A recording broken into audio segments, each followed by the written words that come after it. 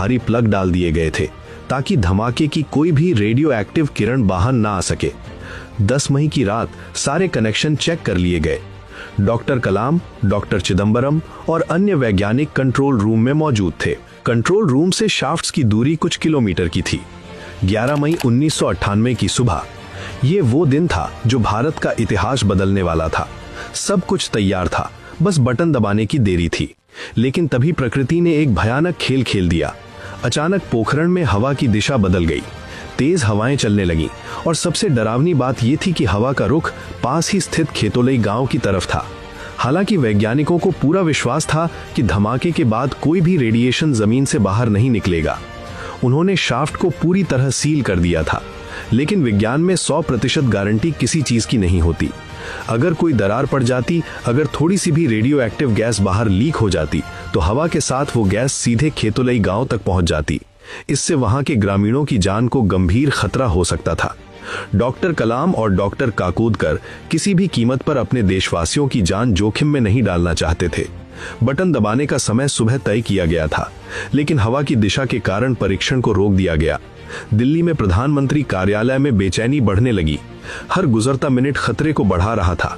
अमेरिकी सैटेलाइट्स कभी भी वापस आ सकते थे। अगर सैटेलाइट्स ने इस आखिरी वक्त में कुछ असामान्य देख लिया तो अमेरिका तुरंत एक्शन ले सकता था।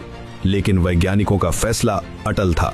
जब तक हवा की दिशा सुरक्षित नहीं होती, परीक्षण नहीं होगा। घंटों बीत गए। नियंत्रण कक्ष में सन्नाटा पसरा था। सब लोग मौसम विज्ञान विभाग के उपकरणों पर नजरें कड़ाए बैठे थे। दोपहर हो गई। गर्मी अपने चरम पर थी। पसीने से लथपथ वैज्ञानिक बस प्रार्थना कर रहे थे।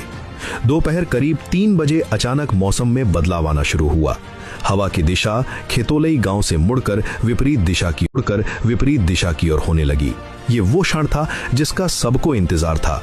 वैज्ञानिकों ने एक दूसरे की तरफ देखा। डॉक्टर कलाम ने दिल्ली संपर्क किया और कहा, wind is clear, we are ready. उधर से प्रधानमंत्री वाजपेयी जी की शांत लेकिन दृढ़ आवाज आई, गो अहेड, यानी आगे बढ़िए। समय तय किया गया, दोपहर 3:45। कंट्रोल रूम में उल्टी गिनती शुरू हुई। वो आखिरी के कुछ सेकंड हर उस व्यक्ति के लिए किसी सदी से कम नहीं थे जो कि उस कमरे में मौजूद था। हर किसी की धड़कनें तेज थीं। क्या सब कुछ सही होगा? क्या बम फटेंगे? क्या रेडिएशन बाहर आएगा? ये सारे सवाल उनके दिमाग में हथौड़े की तरह बज रहे थे। -10, 9, 8, 7, 6, 5, 4, 3, 2, 1, 0। बटन दबा दिया गया। कुछ सेकंड तक कुछ नहीं हुआ। चारों तरफ बस एक अजीब सी खामोशी थी। और फिर अचानक रेगिस्तान की वो सूखी और शांत धरती ऐसे कांप उठी जैसे कोई सोता हुआ दैत्य जाग गया हो। एक भयंकर गड़गड़ाहट के साथ पूरी जमीन थरथरा गई। कंट्रोल रूम की इमारत जोर जोर से हिलने लगी। ऐसा लगा जैसे कोई बहुत बड़ा भूकंप आ गया हो। और सामने जहां कुएं खोदे गए थे, वहां की जमीन अचानक एक पहाड़ की तरह ऊपर उठने लगी। रेत और धूल का एक विशाल गुंबद आसमान की तरफ उठा। ये इतना भयंकर था कि जमीन के अंदर कई हजार डिग्री सेल्सियस का तापमान पैदा हो गया था, जिसने चट्टानों को भी पिघला दिया था। भारत ने एक साथ 3 परमाणु परीक्षण किए थे। एक थर्मोन्यूक्लियर, एक फिशन बम यानी परमाणु बम, और एक सब किलोटन उपकरण। ये एक पूर्ण और सफल परीक्षण था। धूल का बवंडर छटने लगा। वैज्ञानिकों के चेहरे पर जो तनाव था, वो अब एक असीम खुशी और गर्व के आंसुओं में बदल चुका था। डॉक्टर कलाम और उनकी टीम ने एक दूसरे को गले लगा लिया। भारत अब एक घोषित परमाणु शक्ति बन चुका था। संदेश दिल्ली भेजा गया, बुद्धा हैज स्माइल्ड अगेन, यानी बुद्ध फिर मुस्कुराए हैं। कुछ ही देर बाद नई दिल्ली में प्रधानमंत्री आवास पर अटल बिहारी वाजपेयी जी पत्रकारों के सामने आए।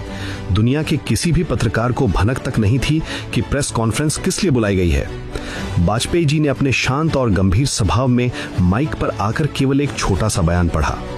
आज दोपहर के 3:45 बजे भारत ने पोखरण रेंज में 3 भूमिगत परमाणु परीक्षण किए हैं।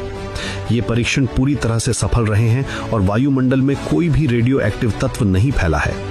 भारत अब एक परमाणु हथियार संपन्न राष्ट्र है। ये बयान इतना छोटा था, लेकिन इसकी गूंज पूरी दुनिया में एक महाविस्फोट की तरह सुनाई दी।